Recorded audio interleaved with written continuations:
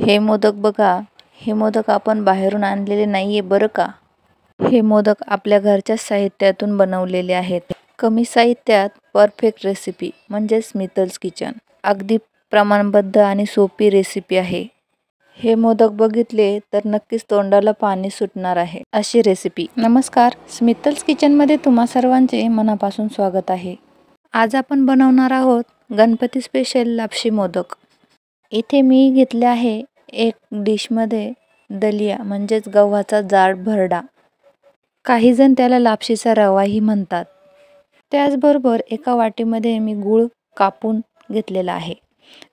ओल्या नारळाचे स्लाइस करून तेही घेतलेले आहेत. या ठिकाणी मी थोडेसे काजू, बदाम आणि त्याचबरोबर थोडीशी किशमिशही यामध्ये मिक्स केलेली आहे. त्याचबरोबर इथे गरम करून पाणीही घेतलेले आहे. चला तर मग आता साहित्य तर बघून झाले. आता आपण रेसिपीला सुरुवात करूया. या ठिकाणी मी एक पॅन घेतलेला आहे. त्यामध्ये तेल टाकून घेत आहे. तेल छान मीडियम हीटवर गरम झाले की त्यामध्येच टाकून घ्यायचा आहे आपला जाड रवा. तर याला आमच्याकडे लापशीचा रवा या नावानेही ओळखले जाते. आता हा रवा तेलामध्ये छान मंद आचेवर भाजून घ्यायचा आहे. हा रवा भाजताना लो टू मीडियम अशी गॅसची फ्लेम असायला हवी. अशा प्रकारे मंद आचेवर आपला रवा भाजून तयार आहे. तर तुम्ही बघू शकता भाजल्यानंतर या रव्याला खूप छान टेक्स्चर आलेलं आहे आणि त्याचबरोबर त्याचा कलरही वेगळा झालेला आहे.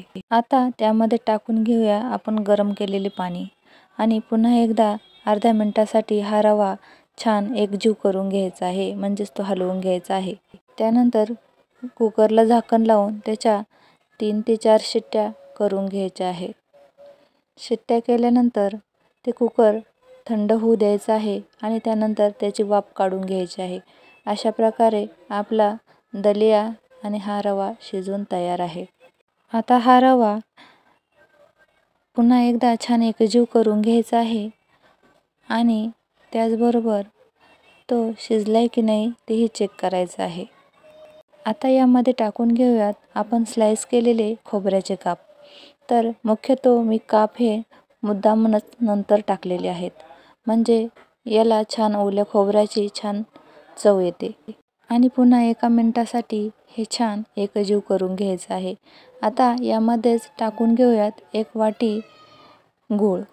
आता हा टाकलेला गूळही पुन्हा या रव्यामध्ये छान एकजीव करून घ्यायचा आहे आणि गॅसची फ्लेम मंद आचेवर हा गूळ यामध्ये पगळून तो पूर्ण त्याचे पाणी आटून यामध्ये घ्यायचे आहे. तर तुम्ही बघू शकता या प्रकारे मी हा गूळ छान यामध्ये एकजीव करून घेतलेला आहे आणि तुम्ही बघू शकता किती छान टेक्स्चरही या रव्याला आलेलं आहे. अशा प्रकारे आपण लापशीचा रवा शिजवून त्यामध्ये गूळ एकजीव करून घेऊन आता यामध्ये टाकून घेऊयात बदाम, काजू, त्याचबरोबर आपण घेतलेली किशमिश आणि पुन्हा मंद आचेवर 2 ते 3 मिनिटासाठी हे छान एकजीव करून घेऊयात. अशा प्रकारे आपला रवा बनवून तयार आहे. चला तर मग आता मोदक बनवायला सुरुवात करूया. तर या ठिकाणी मी एक मोदकाचा साचा घेऊन त्यामध्ये हे लापशी गार करून यामध्ये भरून घेत आहे आणि त्याचे मोदक बनवून घेत आहे. तर मोदक बनवताना प्रामुख्याने मी हे चमच्याच्या साहाय्याने सारण या मोदकामध्ये भरून त्याचे छान सुबक असे मोदक बनवून घेत आहे. तर तुम्ही बघू शकता अशा प्रकारे आपले मोदक बनवून तयार आहेत. असे रसरशीत आणि कलरफुल मोदक कोणाला बरं नाही आवडणार. चला तर मग तुम्ही नक्की असे मोदक बनवून बघा. खूप छान टेक्स्चर आणि खूप छान टेस्ट लागते. चला तर मग मी अशाच प्रकारे सर्व मोदक या ठिकाणी बनवून तयार करून घेत आहे. तर तुम्हीही गणपतीसाठी स्पेशल असे लापशी मोदक एकदा नक्की ट्राय करा आणि त्याचबरोबर माझ्या रेसिपी जर तुम्हाला आवडत असतील तर नक्की एकदा आपल्या चॅनलला लाईक करा, शेअर करा आणि सबस्क्राईब करायला विसरू नका. अशा प्रकारे गणपतीसाठी आपले लापशी मोदक बनवून तयार झालेले आहेत. तर कसे दिसत आहेत एकदा नक्की कमेंटमध्ये जरूर सांगा. त्याचबरोबर मस्त राहा, खात राहा आणि खुश राहा. धन्यवाद.